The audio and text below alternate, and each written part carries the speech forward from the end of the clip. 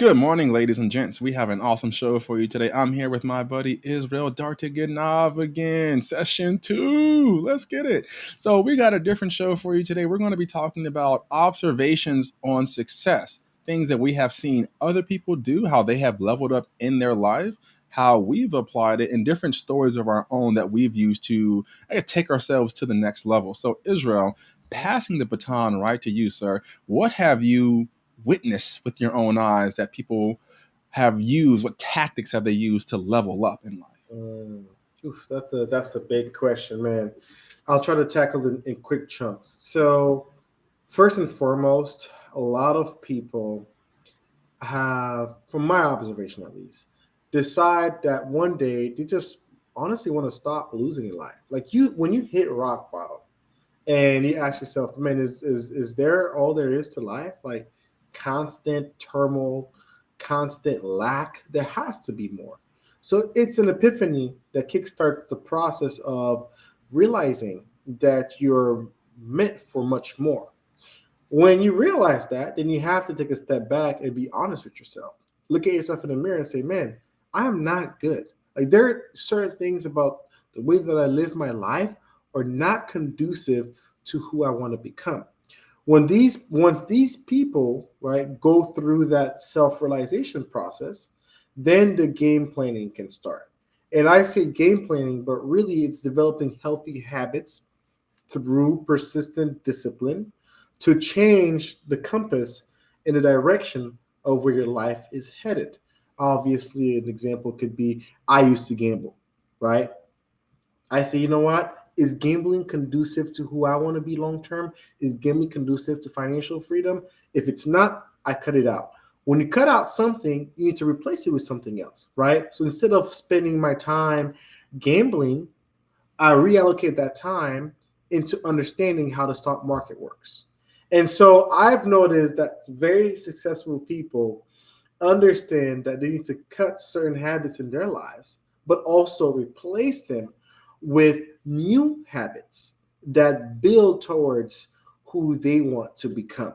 And then lastly, man, like once you have that down pat, I think that seeking a community of like-minded individuals, seeking people who actually have already done it, seeking mentorship is, in my opinion, going to be very crucial. And the reason is that these community members, these mentors, can help steer your ship and avoid, icebergs that you don't need to go crashing into.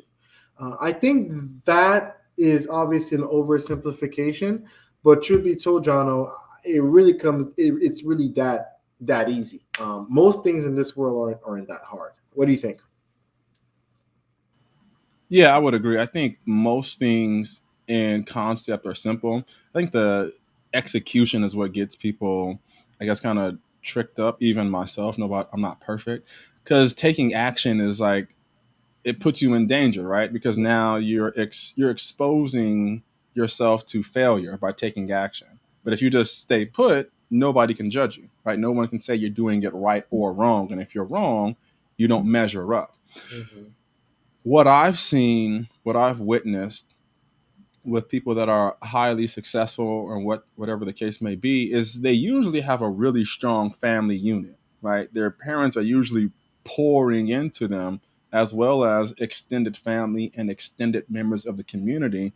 And I think that is probably the most I guess unrealized, I would say, truth that I have seen, Mm-hmm. right? Because our education system, it encourages us to be individuals. It encourages us to, hey, don't copy off of me, right? I'm doing my own thing, and you do your own thing over there. We're going to compete against each other. We're not going to collaborate. But oftentimes, what I've seen with people who have amassed great success, wealth, just from reading different books, whether it be about, say, Aristotle or Nassus, right, or different tycoons, they never go about it alone. They always have a team. And how do they preserve that? Well, they make sure their family always comes first. Mm-hmm. Mm. So then let me ask you this, right? How, and I 100% agree with you, by the way.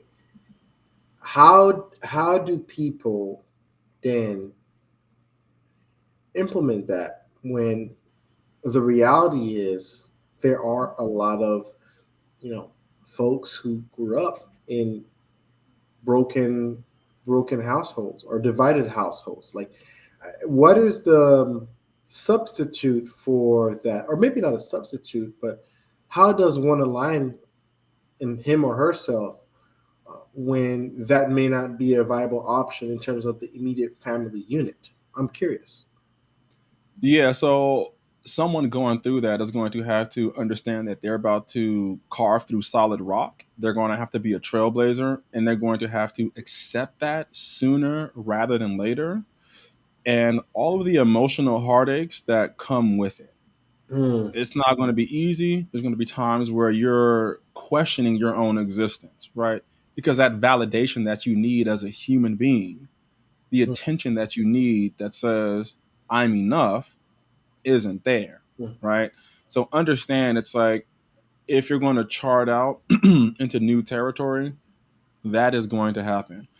As far as tactics to just say if you're in that situation, the biggest thing you can do is find a mentor. And let's say you don't have somebody close to you. Thank God for the internet and thank God for the public library. It's not a religious show, but just an expression because you can read from people in the past and people on the internet. Hopefully, you're choosing the right people, the successful people that have done successful things and not just spoken on successful things. And you're going to have to model yourselves after them, the things that you like. mhm, So, I'll give you like a case in point with myself, right? So, when I said, life is going to be relatively challenging for me as an adult, just understanding the reality that I was facing. mhm, What did I do? Was in the library. I was in Barnes and Nobles all the time. Like one of the first books I read was a 4 hour work week. I mhm, read plenty of books like Ray Dalio, like tons of stuff just getting my mind strong mhm. because what happens between your ears when you're by yourself is probably the most important thing. It's like, Yes. how do you feel about yourself when you're by yourself? So, tactics, let me get back to tactics. I'd say one, library, two, YouTube, three, find somebody in person, whether it be through college, university, church, temple, networking, something. Mhm, Because it's gonna be tough. mhm. Yeah, I mean, I agree with you. And the thing about success is I've come to learn that, like, honestly, 90% of life is tough. When you think about the good times, they're far few in between. And what I've realized is if 90% is going to be difficult, and you know that life's going to be hard. So really, the question is, what kind of hard do you want to choose? Because see, there are two types of hard. There is the hard in life that comes because you haven't done your homework up front, and so now you're paying the price of regret, right? Whether it is when you were young, you lived a lifestyle that wasn't conducive to building a successful life, right?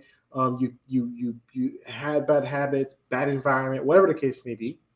That's one. Your life is going to be hard. On the back end, it's going to be very difficult. Think about financial bondage. Think about debt. Think about low self-esteem. Think about poor mental health.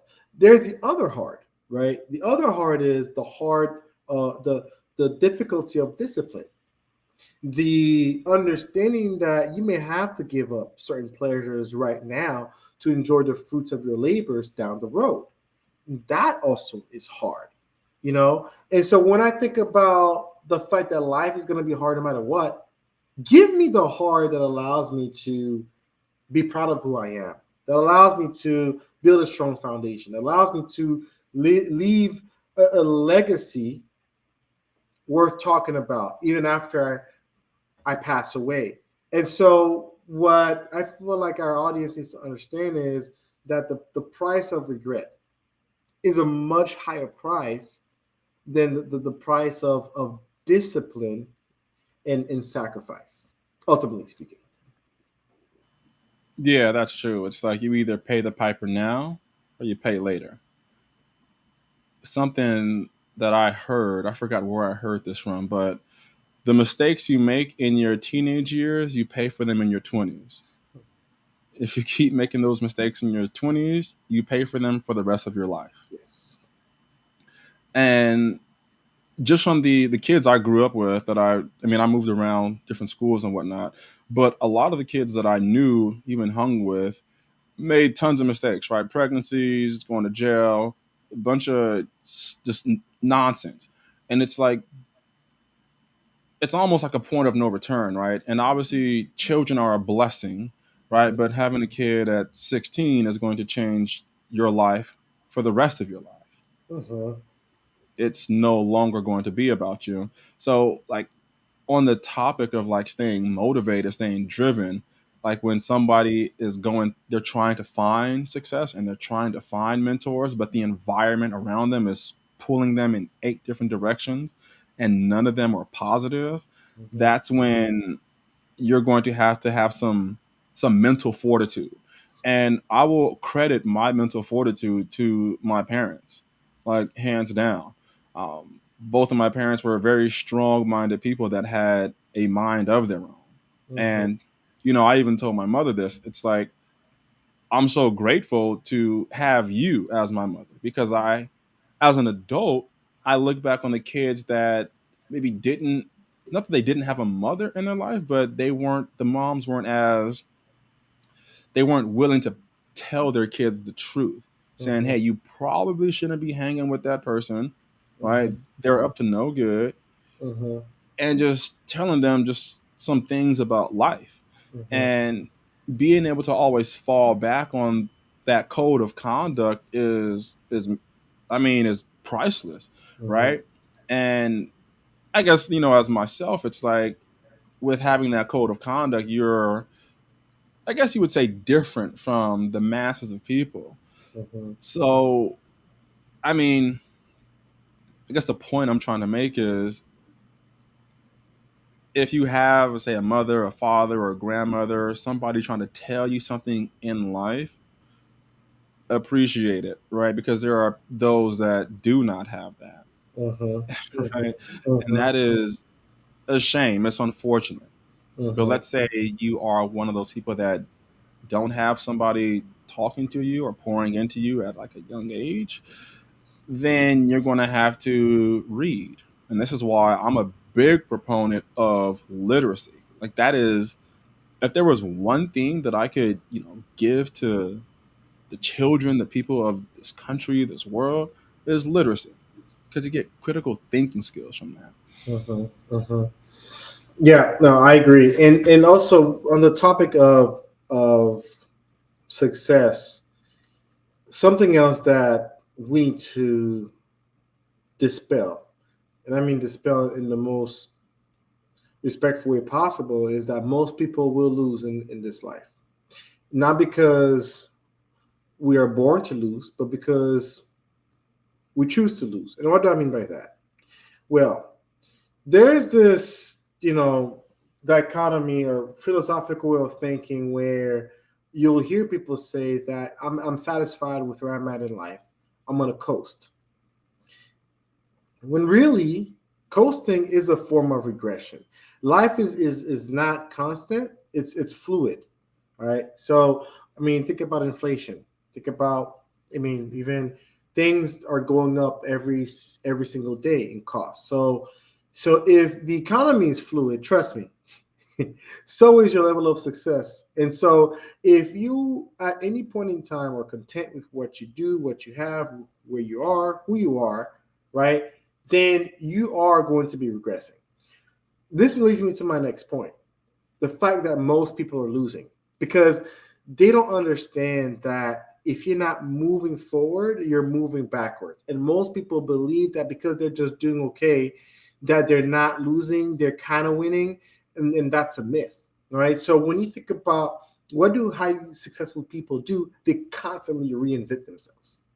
So there are three types of people. There are people who, stay the same throughout life, and these people are typically dirt poor, dirt broke. You think about people who like fail to recalibrate their skill sets. Right now, we have AI coming in the that's taking place and that's invading all our industries. Well, with AI, you need to have a skill set recalibration so your job is not replaced. The people who just do nothing about that, right? They end up losing big time.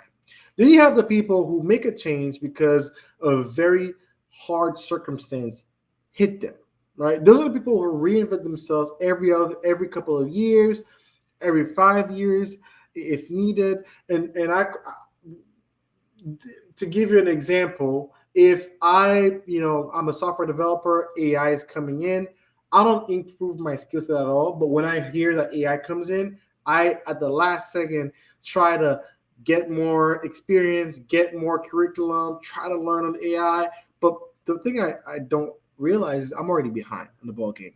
Then the third types of people, and those are the people who are successful, the people who reinvent themselves every 6 months, right? So you're talking about constantly learning, feeding your mind with new information, understanding that you're never good enough because the end goal is not to be the best.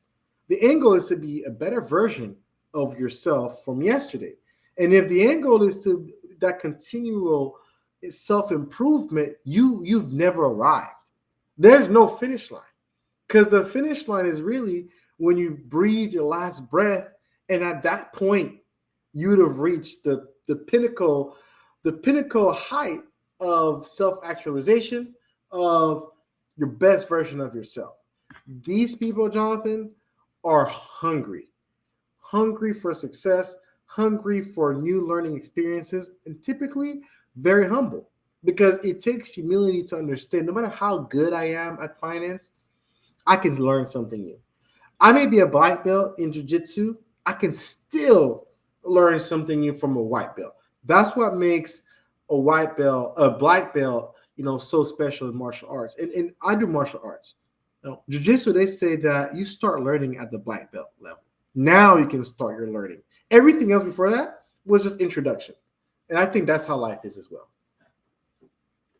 Mm-hmm. Mm-hmm. Yeah, I think you touched on there's a Japanese principle called Kaizen. And so after Japan was bombed in World War II, the country was devastated, right? Economy tanked. You got two cities that were nuked. So there's radiation sickness that's going to go on for generations. And how they got themselves out of that situation was a concept called Kaizen, which was constant and never ending improvement. That's Mm, the idea behind it, right?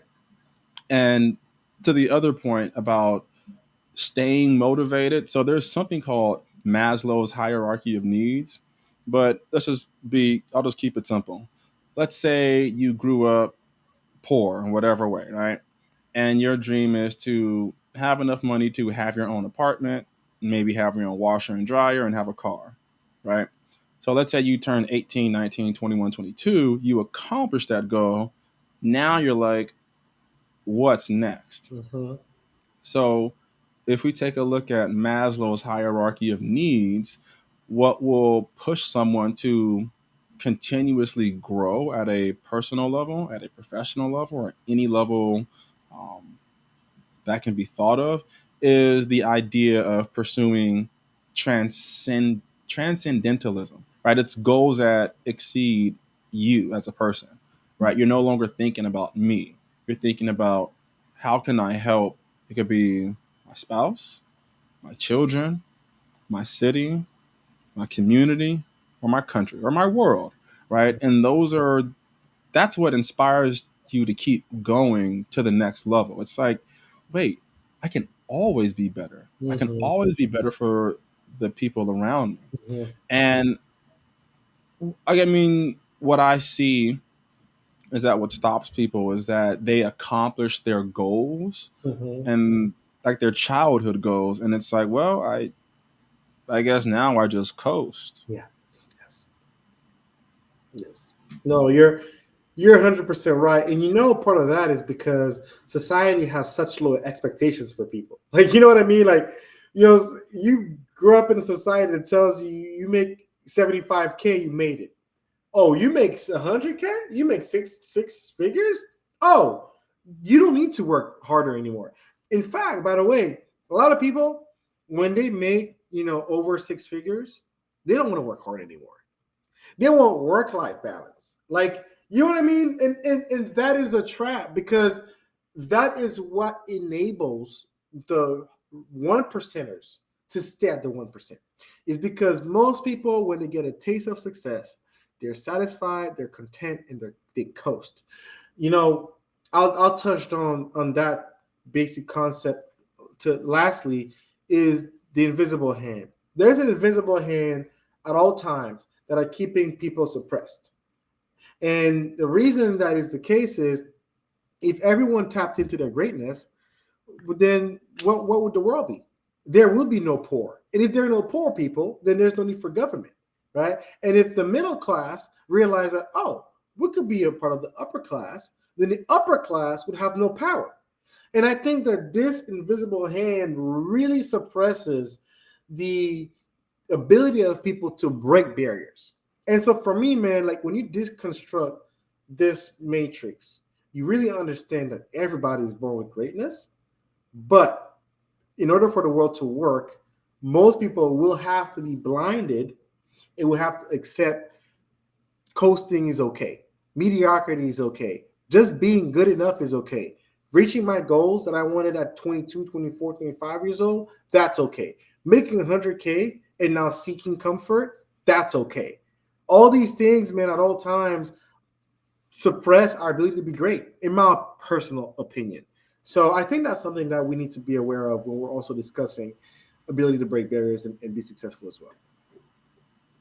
Yeah, two things that I see that's kind of challenging is like you accomplish your goals at just say 21, 22. You have your place, car, whatever, you have stable income, and you start a family, right? It's like what I often see is that sometimes when people, get married or have kids, this is why, well, when they get married or have kids, the adults tend to focus more so on themselves, which they, or my bad, on their children, Mm-hmm. which they should, and they stop growing. Which Mm-hmm. is it's interesting to kind of see that because I don't have any kids, I can't necessarily speak to that, but that's what I see from just the general people that I kind of come across. Mm-hmm. But on the other hand, when I take a look at people that are like business people, what I mean by that is people that are self-employed business people in particular, Mm-hmm. it's like they never stop working, right? Mm-hmm. And one example of mine is a friend of mine. He's an investment banker. He owns his own firm. He's like 84 years old. The man is still flying to three You different gotta be continents. kidding me. Yeah, and it's like he's like working like like a young horse, and it's like man, he's really just getting after it. Yeah. Like he's never, I won't say never satisfied, but it's like it's constant and never ending growth, so that the growth that he gets, he can give back Mm-hmm. to his children, his children's children, and the communities that they all live in. So it's like, I guess the message I would want people to understand is that having constant and never ending growth isn't a sign that you're never satisfied. It's actually a sign that you really want to give back to the Mm-hmm. people that you really love because they deserve And everything that you can give to them. wow. That's beautiful. And so that's the concept of your life is much bigger than just yourself. Your decision making is much bigger than yourself. It impacts and affects everybody you touch. By the way, with you're right with technology, it's not even everybody you touch. It could be digitally everybody that you just. It's amazing, and you're right. 100% agree. Yeah. So we're at the final stretch of our show. We're actually down to the last minute or two. So, Israel, do you have any final thoughts you want to wrap up for us? Yeah, absolutely. So the message I believe is that we're all have greatness in our DNA. And I believe that we owe it to ourselves, the gift of life that we've been blessed with. We owe it to ourselves to be great. And if you think that you're not worth it, then owe it to the people who love you. Owe it to the people who depend on you. Owe it to the people who will benefit from getting the best version of yourself. And I truly, truly believe, Jono, that everybody and anybody can be great if they truly want to. The key is just get started, get going. Stop crafting the perfect plan. Just take the first step and see what happens, and then build on that. Yeah, I'll echo that same notion. Just do it for the people around you, because normally I believe that we will do far more for somebody else than we would for ourselves. And that's what we call accountability, right? When there's eyes on you, you perform a little different.